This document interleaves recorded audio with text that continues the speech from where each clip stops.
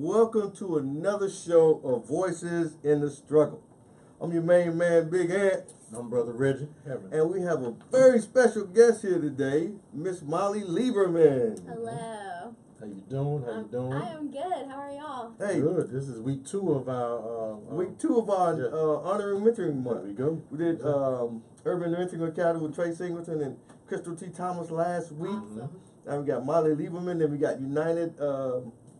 We have another one next week. Yeah. Somebody else awesome. Somebody else next week. We have another great, community mentor next week. Great. But hey, what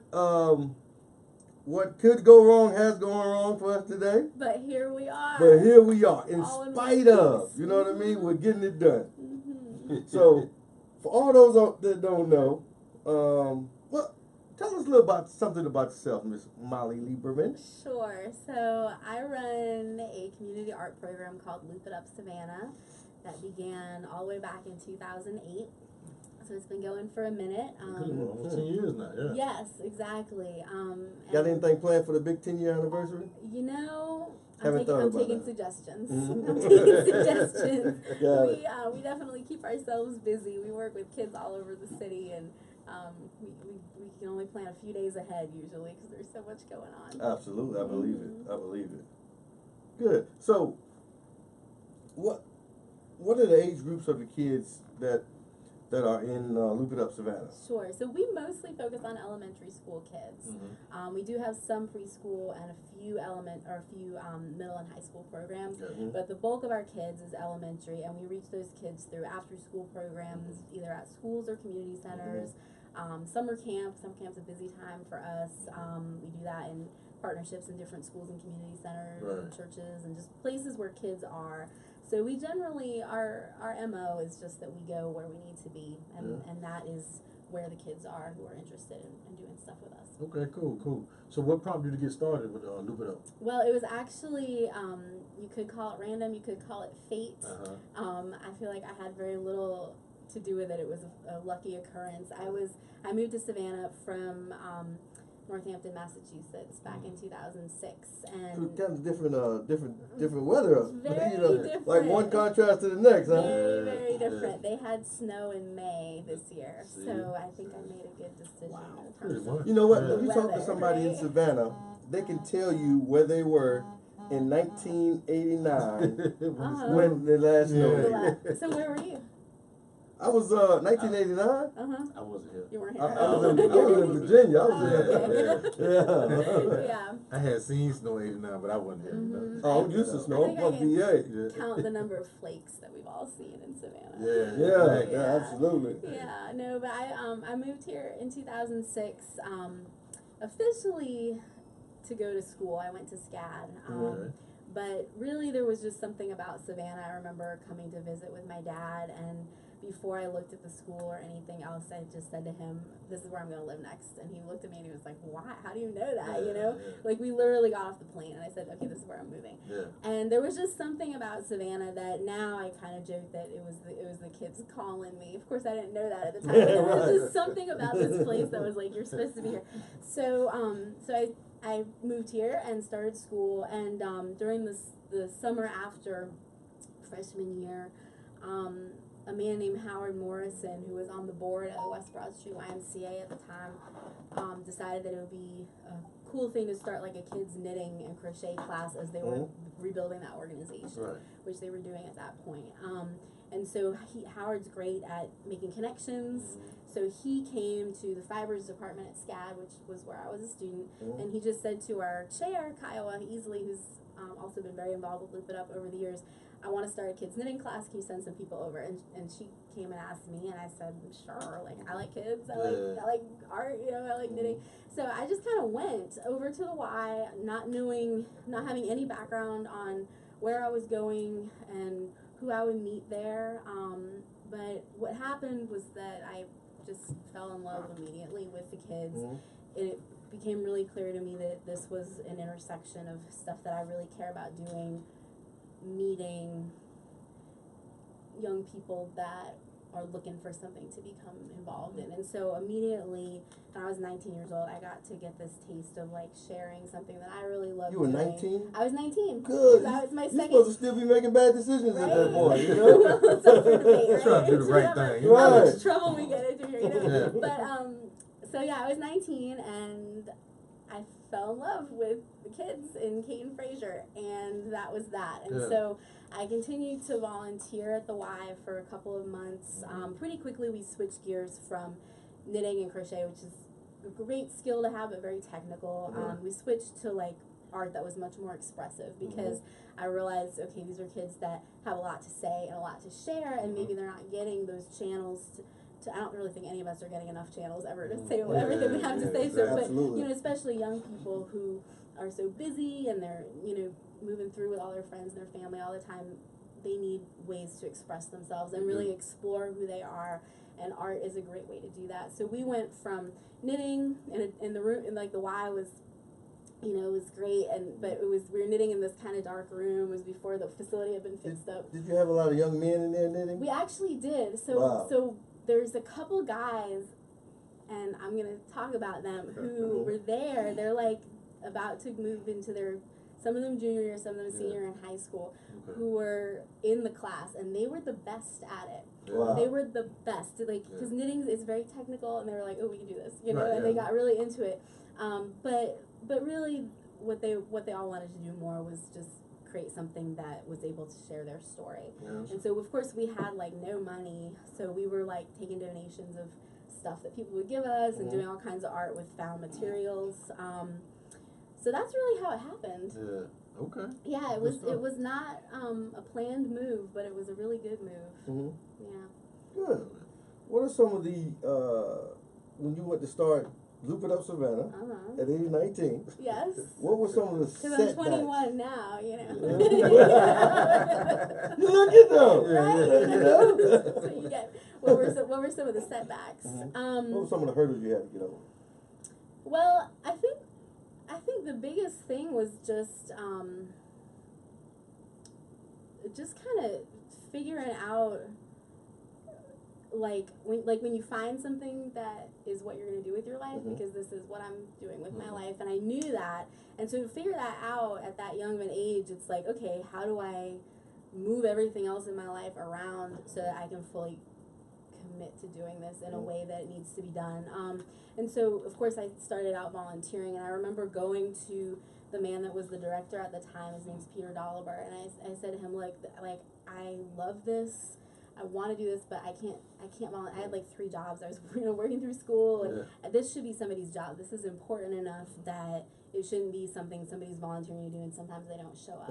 And he looked at me and he was like, well, maybe this should be your job. And I thought, oh, like it didn't even really enter my mind, because You knew that before you went in there. yeah, maybe, I don't know, but he gave me what I wanted, so then, of course, that transition to that becoming a job that was enough of an employment that I could really focus on it. That's really honestly been the only real there's been a lot of challenging things, of course, every day, but that's the only thing that I would even put close to negatively challenging, because it's like you don't even want to have to focus on stuff like that. You just want to know that you don't have to worry about the other stuff in your life, so that you can focus on the mission. And it's a pain when you can't, because of course we'll have to keep the lights on, So that was really the biggest challenge from the start, but I've been really fortunate that a lot of people have supported the program, now the organization, in ways that have made it so that we can keep doing the work and kind of grow beyond just me. And so now, the hurdles that we face now are really just growing pains again, because it's like we started really small at the Y, and then we added more and more groups of kids that we would work with either at the Y or at neighboring schools or community centers.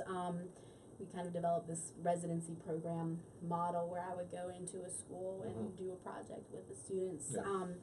And then in 2015, when I ended up leaving the Y, I know, it was the hardest decision I ever made. It really was.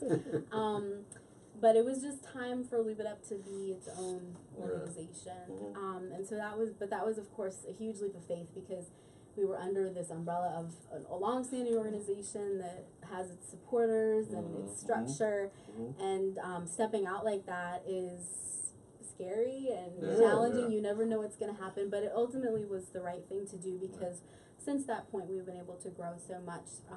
This summer we had programs in 31 different locations, so different schools and community centers, and we could only do that because of these really strong partnerships that we have with other organizations and different entities throughout the city. So does the Y still support you?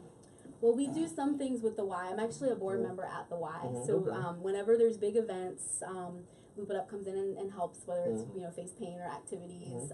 So we definitely are still connected and closely linked, and do everything we can to support. Okay. And that's my home now. So so with the partnerships, do you have somebody that helps you form partnerships with folks, or are you that person that you can talk to anybody, you don't see any strangers, you can talk to about, you can tell them what your passion is, and they want to contribute to that? Yeah. Well, it's definitely some of each. I mean, there's a lot of people starting out at the Y was just a really, really big blessing to get to start there, because so many families and partners come in to that place. And so I met all the right people just being there for all that time. I was there for about 6-7 years, and so a lot of the relationships that were started there are relationships that we've grown since then, and it just kind of keeps going too. Like there's a big need in Savannah. I think we all can agree there's a big need for lots of things that will engage young people, and so if somebody sees, okay, you seem to be doing something that kids are enjoying, there's a lot of people that want that at their center or their school. Right. So certainly it's just this evolving set of relationships, but we have a great board of directors, and they help make those connections to basically everybody. Savannah's a real interconnected place, so I've had everybody from our board members to our staff members to our interns, and who say, oh, hey, I know somebody you should talk to about this, that, or the other thing. And that's cool. And generally I say yes to a lot of things, which makes us have a crazy schedule, but we do a lot with as many partners as we can. Yeah. How many different communities are you in? So right now, this summer, June and July, we had stuff going on in 31 different locations. Wow. So some of those are schools, some community centers, a couple of churches, and most of those were summer camps. Some of them weekend programs or like late afternoon programs. Okay. But we've been ripping and running this Yeah, summer. it's It's the longest I've sat still. Yeah. Time. Don't go to sleep. Yeah. So we gave you a break tonight. That's so glad to come. So from what I know, the Yamacraw is your newest location, right? How's that going? It's going really, really well. Yeah, we just started a Tuesday and Thursday late afternoon program a couple weeks ago. So it's 4 to 6 p.m. Tuesdays and Thursdays, just till the end of July. And the reason we started that program was that I had an opportunity to check out the community center down there a few months ago. We were doing a barbecue in the playground area, kind of back behind it, because one of our partners, the A-Town Get Down Festival, was happening on Indian Street, right on the other side of Bay. And it was really important to me that if we're bringing this big art festival to this neighborhood, that we made sure to let the people that live there know that it was going on, it was free, and they could bring their families over. So while preparing for the barbecue, somebody from the housing authority showed me the center, which is huge. And I'd never been in there. And yeah, it was not being used. Wow. There had been a city program in there some years ago, but that was not happening anymore. And the housing authority uses it for a couple of things each month, but there wasn't any program geared towards kids that was happening all the time. So of course I saw that as a great opportunity of like, oh, we could be helpful in putting something in here. So we just started working really closely with the housing authority to talk about what would that entail, would they be interested? And they were, which was great. What would we need to do to set that up? And it actually has been really relatively simple. You know, like sometimes you enter into a partnership and there's so many moving parts, but this has been very straightforward. And they just gave you the keys and said, "Go." It's not being used. Go. Yeah, which is great because, you know, really I think we had kind of the missing puzzle piece for each other at that point. Like they had a space but not staff to run a program in it, and then we have programs that we have funding to take into various locations and run, and then we also have a lot of other partners that are looking for ways to connect with the same kids. Gotcha. So what's making this summer program over there so strong is our partners again, because not only are we able to bring in art via Loop It Up, but we have every Thursday we have the Coastal Heritage Society coming in, so that's like the Children's Museum and Fort Jackson and all those historic sites. Oh, wow. They're an entity of museums. Okay. So they come every Thursday and bring a different program. Yeah. So last week there were like these guys came in like historic costumes and they brought this huge map that they laid out on the floor and they did a whole history lesson specifically about Savannah and Yamakra and the Yamakra tribe and just kind of like the whole history, which like, and they were in costume and it was fun. The kids really enjoyed it. So they come Thursdays, and then on Tuesdays, Peach State Health Plan, they come and they bring a different sort of like health-based program. So the first week they came and made fruit parfaits and they talked about nutrition and food, and then yesterday they had all kinds of active games going on. That's outstanding. So it's those partners that can bring a diversity of programs that are going to be interesting to a diversity of kids that make it strong, because I don't think any of us individually or organizationally have everything we need to make it all happen, but if we start to broaden our focus a little network bit, and and then that's it's key. like collectively we do have everything we need. Like I really believe that. If I may not have it individually, but I probably know the right people. I have a friend that says generally people in the room are the right people, and that's really proven to be true in Savannah. Okay, and that's what's needed though. Like I said, the partnerships, the networking, and you might not have everything with everybody else together. Exactly. I mean, like Voltron. Yeah, because the need is so great, nobody can have everything. Right, and we You know shouldn't what I even mean? try. It's like it's not even smart to be the one that has it all. It's like, okay, You know? I have this piece, you have this piece. Right. Let's figure out where they interconnect and They're let's good with go this. there. Right. You know, everybody come in and play their part collectively. Right. You know what I mean? Exactly. So it seems like you're mostly in communities of color. Is that right? That is true. Yep. And you know, and I think, you know, like I was explaining of how Loop It Up started, it wasn't really, there was very little that was kind of like premeditated, planned out, intentional on my part. I didn't really know where I was going. I just said, You just knew that was your calling at that time. and so sometimes you just go and you don't really know where you're going, and also like I did not grow up in Savannah. I grew up in Massachusetts, and it's very different. Of course, the weather, but also the way that the social scene is up there. So the town that I grew up in, there was very little racial diversity, but there were no blacks in the town. No, there were no black people in Northampton, Massachusetts. None. I mean, there were maybe a handful. But the school that I was really lucky to go to for elementary school was like a lab school for Smith College. So they had all these amazing veteran teachers teaching new teachers, and it was very social justice focused. So we learned a lot about different people, even though that wasn't who lived in our community. So I didn't even really realize that I was living in a white world until I moved out of a white world. And of course, when I started working at the Y, I was really not in a white world, which I did not realize. I just didn't think about that going in, which I actually think is one of the things that has made this program strong. That I was fortunate not to go in with this really complicated, with a negative pretense or something, or just like a complicated narrative. You know, it was really as simple as like, okay, this is a place where there's kids that want to do art. I like to do art. I like kids. Here we are. Of course, once I got there, I realized that there was a very just a more complicated story than I had any idea was going on. Right. Because of course Savannah is a place where there's a long,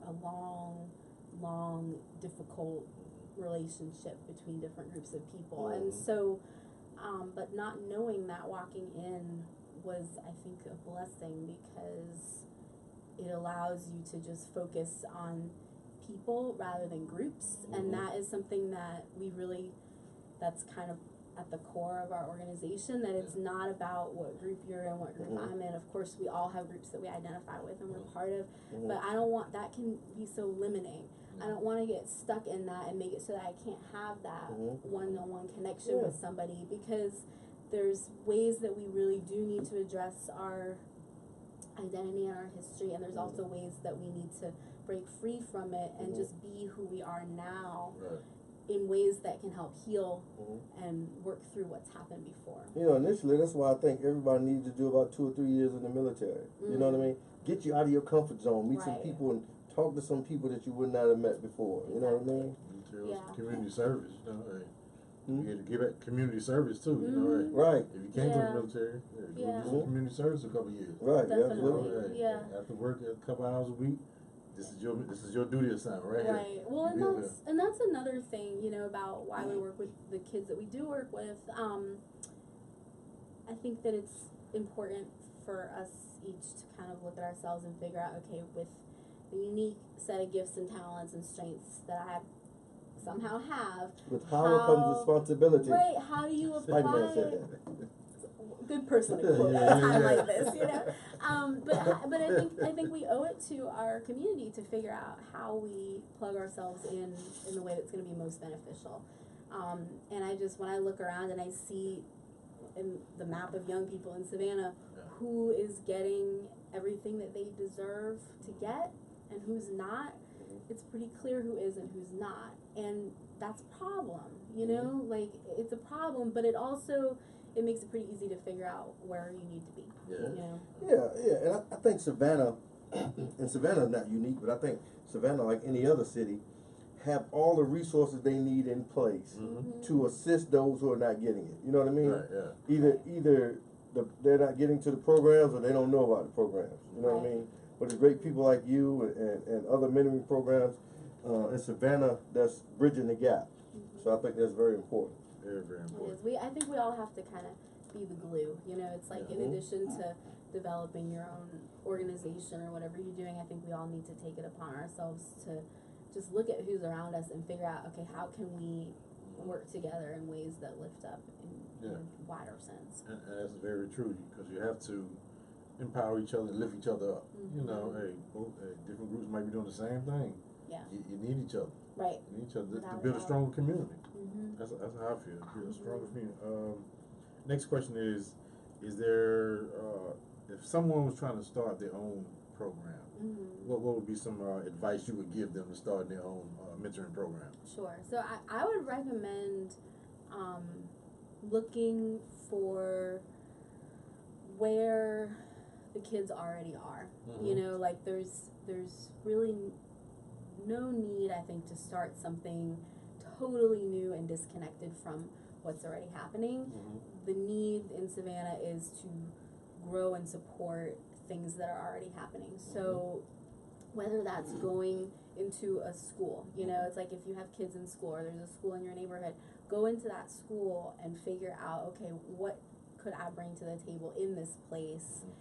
What could I bring to the table at this nonprofit or something like that? And usually it's pretty clear what they need support with, and usually if you're the type of person that would be going out looking, it's what you would want to give. And I think that, you know, there's a lot to be said for starting under somebody else's umbrella. Like I am so thankful that happened for us, because there's I didn't go to school for this at all. I ended up not finishing And college. you were 19. And I was 19, but I didn't finish college either because I got so totally engulfed in the work because I was getting this education, this really hands-on education.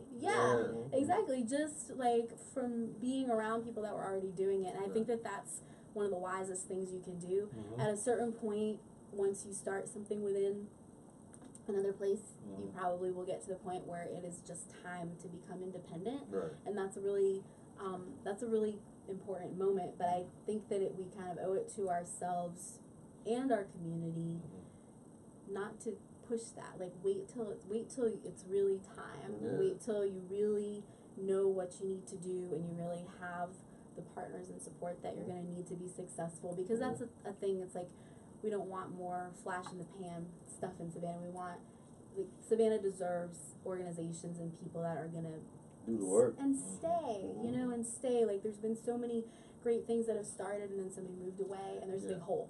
And you know, that's one of the worst things you can do as a mentor and as an organization is be in a kid's life that you're mentoring, then leave. And I go, Because you're somebody else who walked out of their life. That's why they're here now. right, You know what I exactly. mean? So that's very true. It's like You know, losing a parent. you got to plan to stay. Right. And you're not going to get rich mentoring. No. So No. that's something it's got to be in your heart to do. Yeah. You know, you have to have a desire to want to give back. Yeah.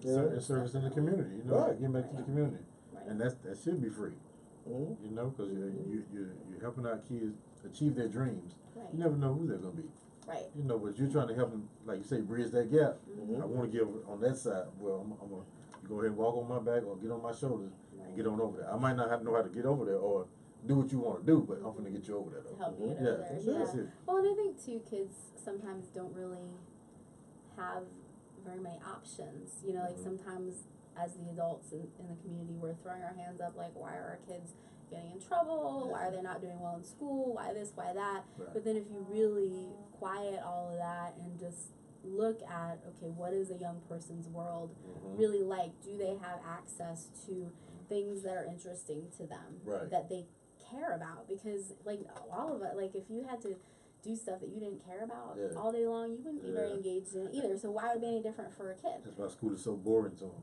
You know, Right. It's not updated. I think school is so back in the 19 whatever.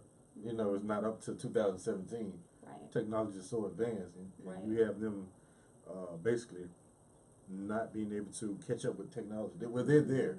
You're not showing them how to get there on their own or making their own programs, Right. tech savvy and stuff like that. Yeah. The kids know it. You Right. know, once you get in the They already classroom, know. okay. Right. And I think that that's like a real kind of growing edge that we all have right now of, okay, how can we take all of this new current stuff into the classroom? Yeah. So we do that a lot through school residency programs where we'll take, with us it's not so much technology, but it's the creative experience, Right. you know, where, you know, we take a project into a classroom that behind the scenes is very tightly aligned Right. with whatever they're supposed to be learning, whether it's reading or math or science, but to them it's art and it's fun. But it backs up all of these academic standards Right. without them thinking, oh, I'm sitting in math class right now, you know. And there's ways that other people can do that with technology. Like one of the partnerships that I'm most excited about right now, we brought in through the 21st Century program that the school system offers.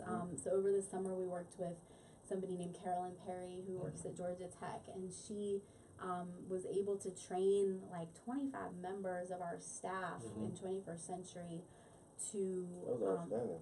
Yeah. through Georgia Tech in this program called Ear Sketch, where Okay. they're using coding to write music. Okay. And so, you know, the kids loved that, and the staff had never heard of it before, but they got this training, and then they were able to bring that to the kids. That was, you know, a great example of how through partnerships we actually can make school really exciting and current and relevant. I think it makes it easier on you and the partners because they have something they have to offer. Maybe no audience, but you got the audience, but you can't present that class to them. So Right. that's a good thing. It is. Well, and especially with, you know, like with when you're working with a college, it's like that's a new program that that people in their teens and 20s help develop. Right. For them to get to share that with kids that are, you know, 15 years younger than them. They can see if it really If it works. sticks. Yeah, exactly. Okay, they like it, you know. And they're closer. Yeah. They know, they remember what was fun better than Right. Yeah. some of us who are a little older. I've version is fun, has diminished. You know, like, I mean, it's just can we just go to the movies and go home? Yeah, right. Just tired right now. Exactly. So if someone want to get in contact with you or get involved or make a donation to the program, how can they do that? So the easiest way is just through Facebook. Okay. We have a Facebook page which is very active. I post everything that we're doing on there, whether it's volunteer opportunities, fundraisers, random things we need to collect. You do. You gotta stay busy. I You gotta stay busy. We got a lot going on. So I always encourage people to look there first. And also just feel free to reach out, you know, at, like, the phone number on there is a cell phone, so people can call or text. Okay, cool.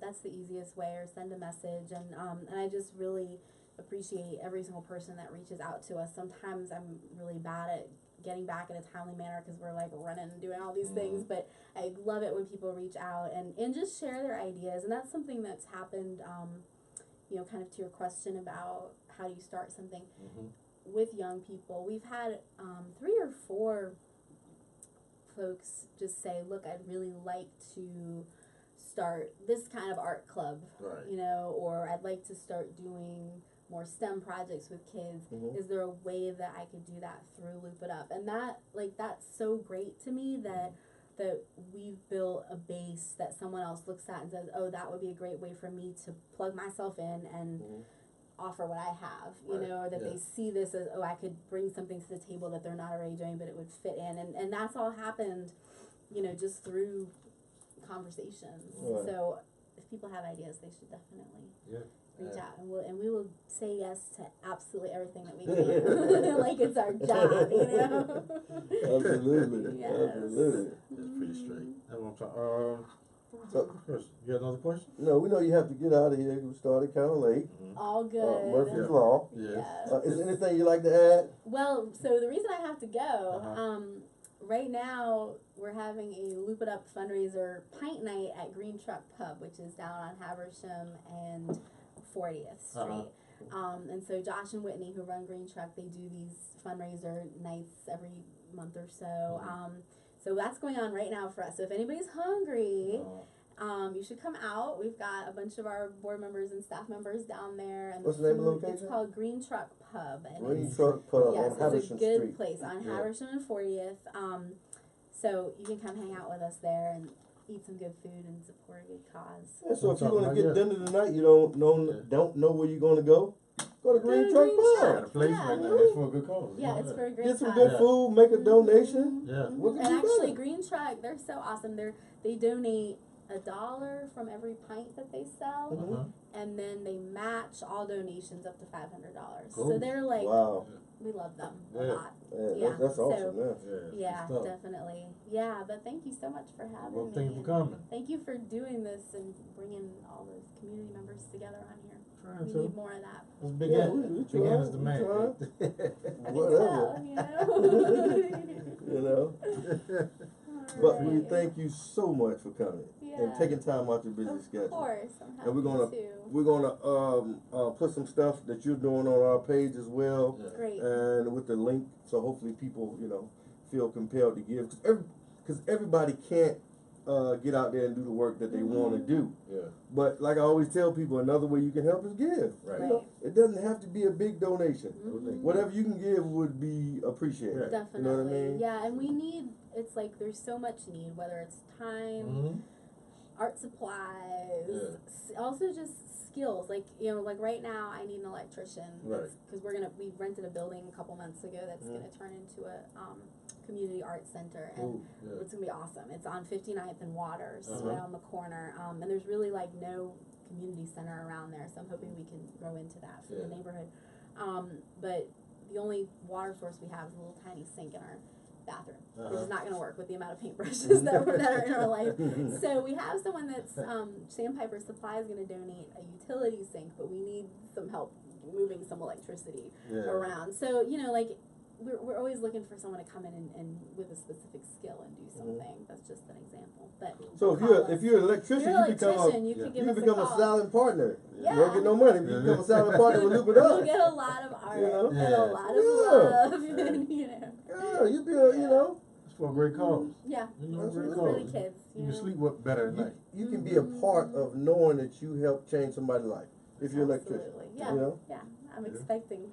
Don't everybody call at once, you know. My phone's gonna be blowing up. I can come over there with some, you know, I got a multimeter and some electrical tape. Hey, that's more And a than screwdriver. that is more than I know how to do. You know, just move around some wires up there. Y'all ain't gonna have power for too long. Y'all be Could be right there in the dark for real. We'll be there with our flashlights. We're gonna camp tonight, Yeah, okay? we're gonna do art in the 5 dark hours. tonight. Just don't let him back in the building. Anybody got a can of beanie weenie? You know? Wow. Boy. All right. We We thank appreciate you you. so much. Yeah, thank All right. you for Appreciate having it. me. Glad to be here.